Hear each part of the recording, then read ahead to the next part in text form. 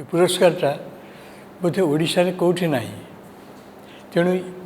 इला देवी ना रे आर्ट पे जो अवार्ड दि जाऊँगी दैट इज फास्ट प्रथम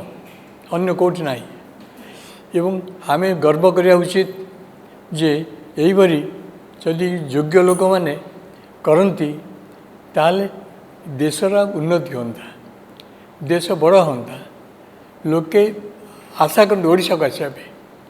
तापर बर्तमान ये जो अवार्ड दिहला ये अवार्डर मूल्य बहुत बेसी मो पाखे तो बहुत मिली ओडिशा रे इम्फा एक प्रकृत कल्चरल एक्टिविटीज ग्रो करुच्ची ये जो अवार्ड दिहला ये अवार्डटा युवपीढ़ी पाइबा उचित